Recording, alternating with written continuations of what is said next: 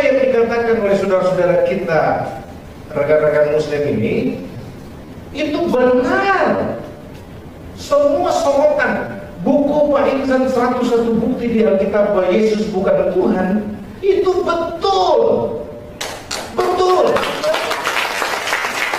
Tapi Pak Insan hanya mampu melihat setengah kebenaran dari Alkitab, tidak sepenuh kebenaran. 101 bukti di Alkitab Yesus Kristus bukan Tuhan versus 1001 bukti di Alkitab Yesus adalah Tuhan dan Allah. Sebuah dilema. Saya berikan gambaran singkat saja. Yesus itu pendusta atau orang gila atau Tuhan? Pendeta Joshua Teu tanggapi mu'alaf Ustadz Insan Mokoginta.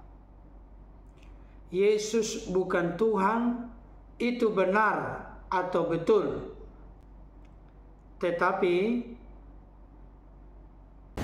hanya ada 4 sorotan teman-teman dari mu'alaf ini. Saya sudah ikuti puluhan DVD debat, hanya berkutat pada 4 saja titik serang. Kalau mau dibilang target anak panah itu ada 4. 1. Yesus statusnya sebagai anak Allah. 2. Yesus statusnya sebagai Mesias atau Kristus. Lalu Yesus sebagai utusan Allah. Lalu Yesus sebagai nabi penyambung lidah Allah. 4 inilah yang paling banyak menjadi titik serang bagi rekan-rekan mu'alaf ini untuk mengatakan, menunjukkan seolah-olah bukti di Alkitab bahwa Yesus itu hanyalah manusia, karena dia gelarnya anak Allah, bukan Allah. Dan kami bantah, Pak, di dalam ajaran Kristen yang sejati berdasarkan Alkitab tidak ada istilah Allah anak. Itu plesetan teologis. Jadi kalau bicara konsep ini kita tidak kenal, karena kalau Alkitab bicara anak Allah, bukan Allah anak. Ya, dan ini juga menjadi titik serang. Itu sebabnya kita harus back to the Bible secara murni dan konsekuen. Nah, apa yang dikatakan oleh saudara-saudara kita, rekan-rekan muslim ini, itu benar.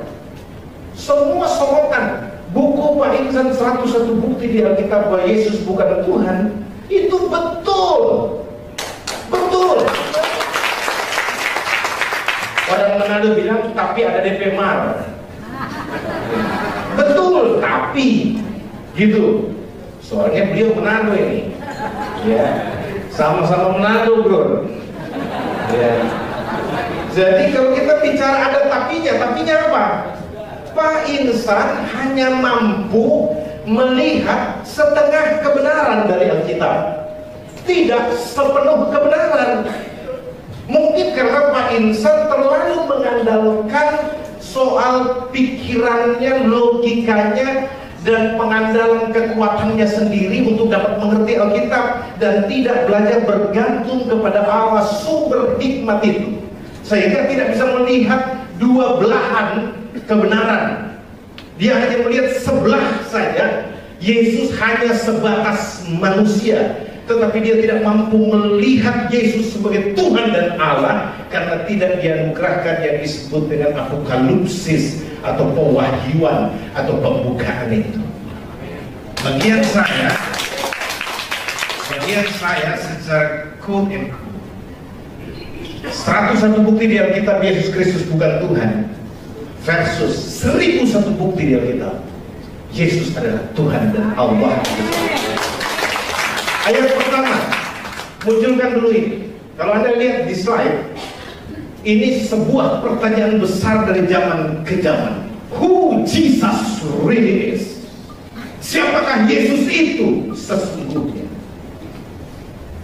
Saya mau kasih tahu, pertanyaan ini sebenarnya yang pertama kali meluncurkan adalah Yesus sendiri, bukan orang.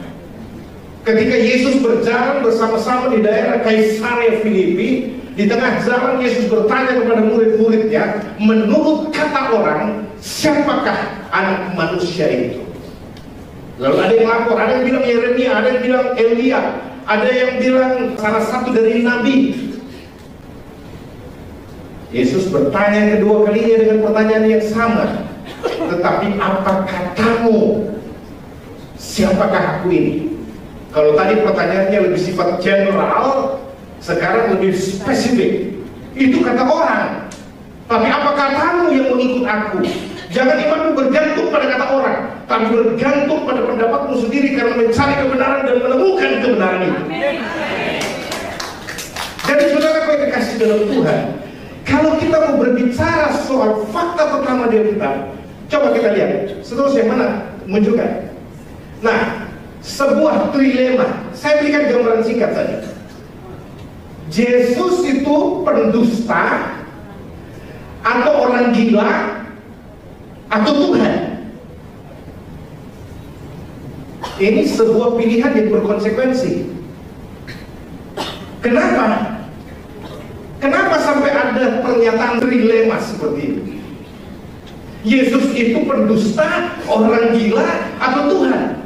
Didasari pada ini, sebuah pengakuan kontroversial yang keluar dari mulut Yesus sendiri, sekaligus menyanggah klien saya, Ustadz Nababan, yang mengatakan bahwa Yesus tidak pernah bicara dari mulutnya sendiri bahwa dia Tuhan. Berarti selama jadi Kristen belum pernah baca ayat itu, atau baca meleset, nggak lihat. Karena di dalam Alkitab banyak, Pak, Yesus berkata bahwa dia adalah Tuhan. Yohanes 13 ayat 13 dan 14 berkata, kalau aku adalah Tuhan dan gurumu melakukan hal itu, maka benar, tepat katamu itu, bahwa akulah Tuhan dan guru. Jika aku Tuhan dan gurumu melakukan ini, kau juga harus lakukan itu. Istilahnya begitu. Nah, itu dari mulut Yesus sendiri. Belum lagi kalau kita bicara dalil. Tapi saya tidak masuk ke situ dulu. Saya mau lanjut itu tadi, yang satu tadi. Coba. Nah, Yesus mengaku bahwa dia adalah Tuhan dan Allah. Pertanyaannya, benar atau salah? Benar, salah, tidak ada masalah, dua-dua diterima. Ya, tetapi setiap pengakuan itu punya konsekuensi yang mengikutinya. Kita lihat dulu yang salah, yang bilang begini, salah. Ya, tidak apa-apa, kita terima. Kita lihat, jika salah, berarti ada dua pilihan. Yesus itu pendusta atau orang gila. Kenapa? Karena dia bilang dia Tuhan, dia mengaku dia Tuhan. Nah, kalau pernyataan dia itu salah, ini orang gila nih.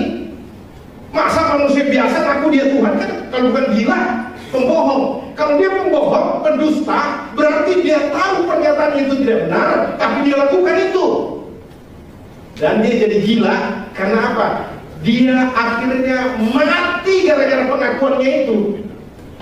Karena hanya orang gila yang tahu dirinya tidak benar Tuhan, lalu ngotot ngaku dia Tuhan, bahkan rela digantung di salib untuk mengatakan bahwa dia Tuhan, padahal dia bukan Tuhan. Kalau bukan orang gila apa ini? Sinting. Tapi saya yakin Yesus bukan orang gila, bukan orang sinting, bukan pendusta, bukan penipu. Karena di kolong langit ini semua manusia yang pernah hadir dari Adam sampai manusia terakhir yang akan datang lalu kiamat, tidak ada orang yang senormal Yesus yang pernah hidup. Jadi saudara kekasih, saya lanjut.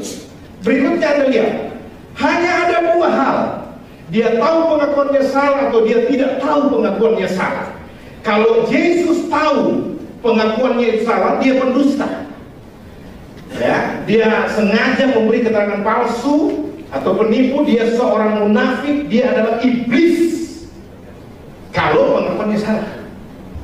Lalu dia orang gila, dia hanya benar-benar diperdaya oleh setan, dan dia seorang tolol yang mau mati untuk itu.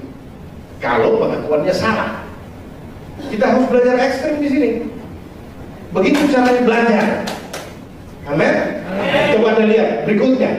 Tapi jika pengakuannya benar bahwa dia itu adalah Tuhan, hanya ada satu hal. Ya, bahwa memang betul dia Yesus itu adalah Tuhan dan Allah.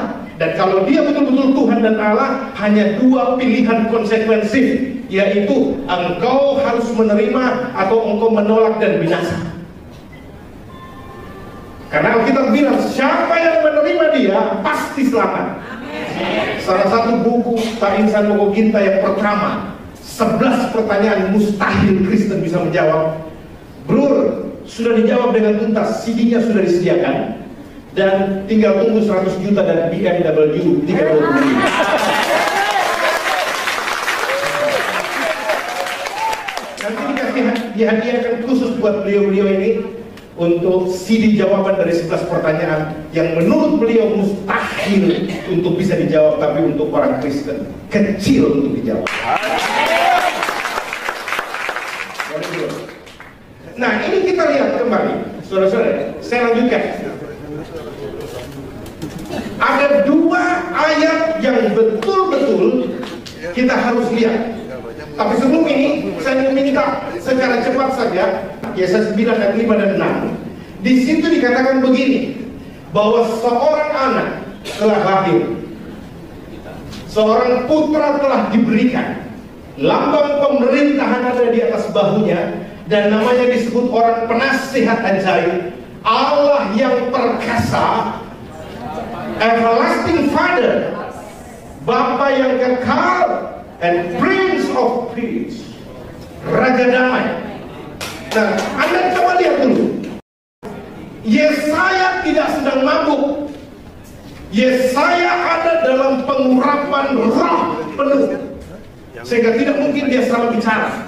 Waktu dia berkata, seorang anak telah diberi, diidentifikasi anak itu dari keturunan Daud adalah putra. Seorang putra telah dianugerahkan. Dan di dalam kalimat ayat itu juga dikatakan, putra yang lahir ini, anak yang lahir dari keturunan Daud ini, tidak lain dan tidak bukan adalah the Almighty God, Allah yang perkasa and everlasting Father, Bapa yang kekal. Pertanyaan dari saudara-saudara kita mualaf ini, bagaimana mungkin? Pak Yudi tadi berkata, bukan soal bagaimana mungkinnya, saya setuju. Bagi Allah tidak ada mustahil, dia bisa jadi apa saja. Amin. Tapi pertanyaannya, kenapa Allah mau jadi manusia? Kalau Anda pencinta semut, Anda lihat semut-semut yang proaktif, berderet-deret, berbaris, bekerja. Tapi kemudian ada anak-anak nakal yang datang dan mulai mengobrak-abrik semua tanaman. Lalu semut-semut itu terancam untuk diinjak-injak.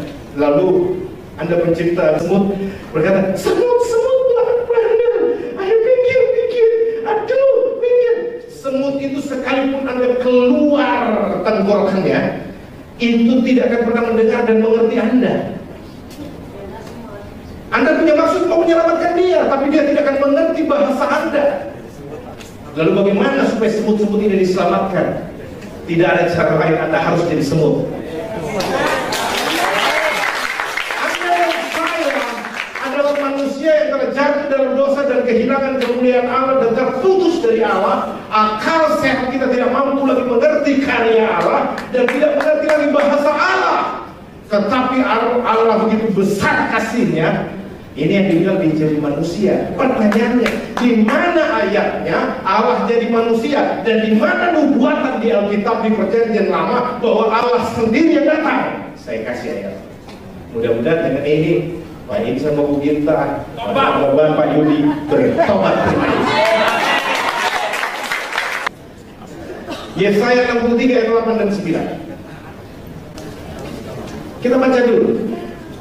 Bukankah ia berfirman, ia di sini YHWH, sungguh merekalah umatku, anak-anak yang tidak akan berlaku curang, maka ia menjadi juru selamat mereka. Dari Perjanjian Lama, istilah juru selamat sudah diperkenalkan, dan juru selamat ini adalah predikat bagi Sang Yahweh, Sang YHWH, Elohim, Sang Pencipta, Khalik langit dan bumi itu, mengenakan pada dirinya titel Sang the Savior, juru selamat itu. Dan saudara-saudara lihat, dalam segala kesalahan mereka, bukan seorang duta atau utusan, bukan oleh seorang ambasador atau messenger, dalam bahasa Arabnya rasul, bukan. Tetapi siapa yang datang menjadi penebus? Melainkan ia sendirilah. Ia sendiri, Tuhan Allah pencipta itu sendiri yang datang untuk menebus dan menyelamatkan. Dan itu sebabnya ketika berita Natal itu berkata, hari ini telah lahir bagimu Kristus Tuhan di kota Daud. Menggenapi itu. Dan saya memberitahu kepada saudara, tidak ada yang bisa bantah ayat ini bahwa dia sendiri yang datang. Pertanyaannya, di mana di Perjanjian Baru penggenapan ayat ini bahwa dia sendiri datang dalam rupa manusia dan diidentifikasi sebagai Yesus? 1 Timotius 3:16 berkata, begitu agung rahasia ibadah kita, dia yang menyatakan dirinya dalam rupa manusia. Pemaparan yang sudah kita saksikan disampaikan oleh Pendeta Joshua Tewu merupakan respon dan tanggapan dari beliau kepada pembicara Muslim atau Islam bernama Ustadz Insan Mokoginta. Jawaban yang diberikan oleh pendeta ini merupakan tanggapan atas satu buku yang ditulis oleh Ustadz Insan Mokoginta, 101 alasan atau bukti bahwa Yesus bukan Tuhan. Tadi kita jelas menyaksikan Pendeta Joshua Tewu justru balik membuat sebuah pernyataan yang sangat jelas dan tegas.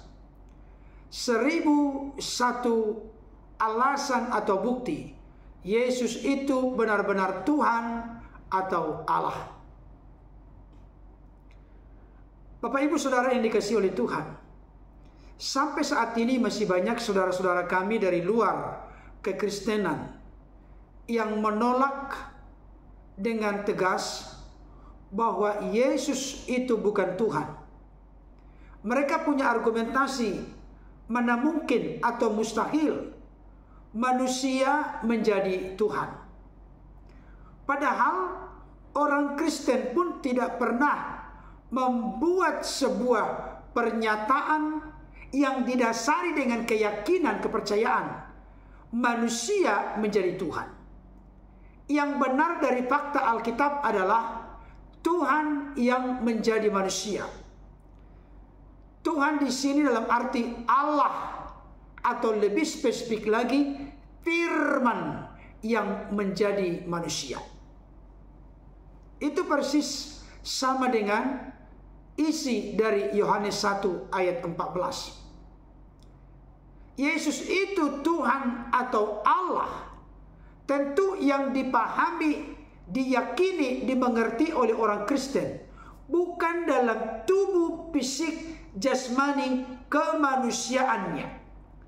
Yesus itu memiliki satu pribadi dalam dua natur, natur kemanusiaan dan natur keilahian.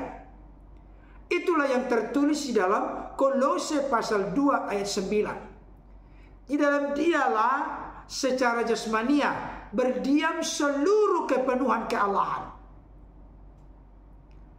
Itu menunjukkan atau mengkonfirmasi Yesus itu tidak bisa dilihat, dipercaya, dimengerti, dipahami orang-orang Kristen hanya dalam natur sifat keadaannya sebagai manusia.